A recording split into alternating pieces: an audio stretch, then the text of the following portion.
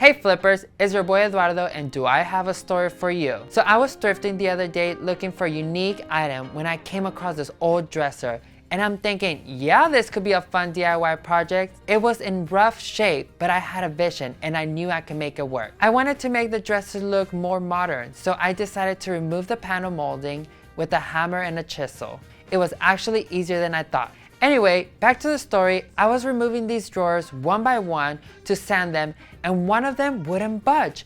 I'm thinking, great, what now?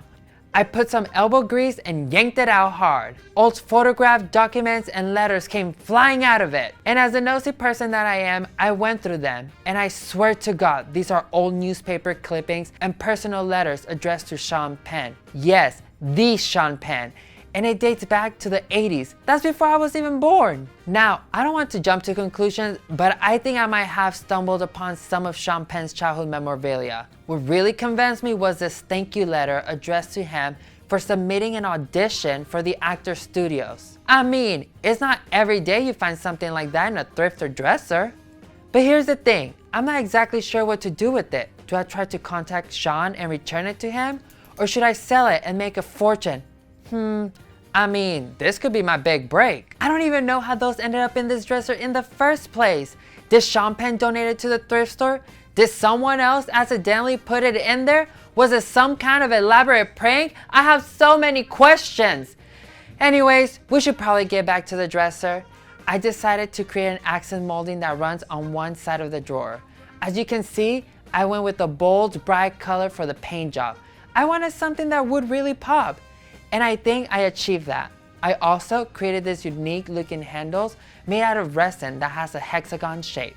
I added gold powder to the resin so that it matches the yellow of the molding. It's kind of satisfying to mix this all up.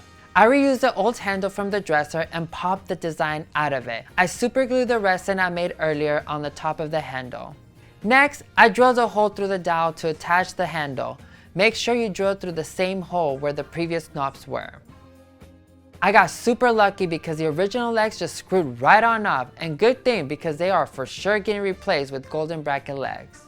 And finally, I painted it with teal color paint because it's my favorite color and it also contrasts with the yellow molding design. Overall, I'm really happy with how it turned out. This dresser has given me a newfound appreciation for thrift store shopping. You never know what you're going to find.